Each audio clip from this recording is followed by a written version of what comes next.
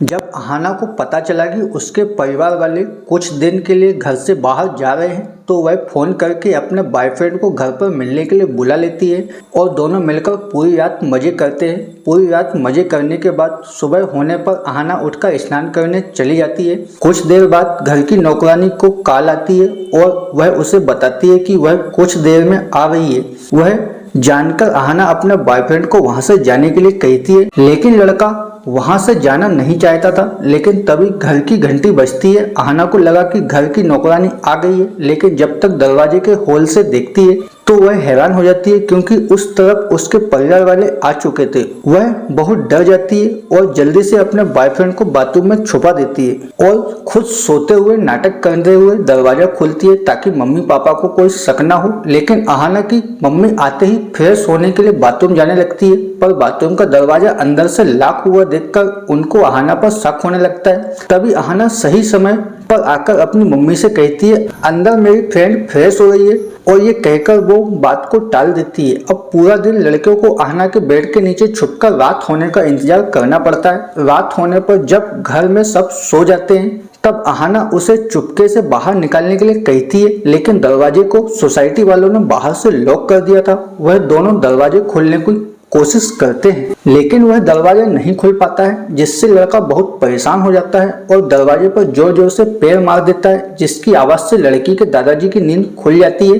लेकिन जब तक वो उन दोनों को देखते उससे पहले वे दोनों रूम से चले जाते हैं। अगली सुबह लड़की के परिवार वाले दरवाजा खोलने के लिए कॉलोनी वालों को कॉल करते हैं, लेकिन वह लोग दरवाजा खोलने से मना कर देते हैं क्योंकि किसी ने झूठी शिकायत कर दी थी कि उन्हें कोरोना हो गया है। इधर यह लड़का रात भर से भूखा था, इसलिए लड़की अपने हिस्से का खाना चुपके से लाकर उसे दे देती है। इसी बीच लड़का गलती से दादाजी की नींद की दवाई खा लेता है, जिस कारण उसे नींद आ जाती है। और जब वह अगली सुबह जागता है तो हैरान हो जाता है क्योंकि घर में अहाना और उसके परिवार वाले कहीं चले गए थे। घर में किसी को ना पाकर लड़का बहुत खुश होता है, लेकिन जब वह अहाना को कॉल करता है तो उसे पता चलता है कि उन सभी को 14 दिन के लिए क्वारंटीन में भेज दिया गया है। अब उसे 15 दिन उसी घर में रहना पड़ेगा। लड़का जैसे तैसे करके 14 दिन वहां गुजार लेता है। 14 दिन बाद जब अहाना घर आती है तो वह खुश होने की बजाय बहुत परेशान थी। जब लड़का परेशान होने की बजाय पूछता है तो अहाना बताती है कि वह प्रेग्नेंट है। यह सुनकर वह भी परेशान हो जाता है, लेकिन वह अहाना से पूछता है कि यह कैसे हो सकता है,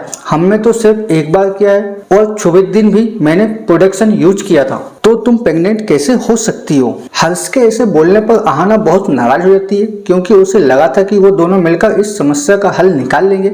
आरोप हर्ष तो उल्टा उस पर ही शक कर रहा था, इसलिए वह अहाना उसे अपने घर से बाहर निकालने के लिए कहती है। इतने में उसके मम्मी पापा लड़के को देख लेते हैं, जिनसे वे दोनों हैरान हो जाते हैं क्योंकि उन्हें इस लड़के के बारे में कुछ नहीं पता होता है। वह उसके घर में उसकी बेटी के साथ क्या कर रहा था। वे अहाना से इस लड़के के बारे में पूछते हैं तो अहाना रोते हुए बताती है कि मैं प्रेग्नेंट हूँ। यह सुनकर वे सभी परेशान हो जाते हैं, लेकिन अब कर भी क्या सकते थे। अहाना के पेरेंट्स लड़के को मार पीट कर वहां से निकाल देते हैं। कुछ दिन के बाद लड़का पूरी तरह से उदास रहने लगता है। उसे इस बात की भी चिंता हो रही थी कि अहाना अपने परिवार का सामना कैसे कर रही होगी।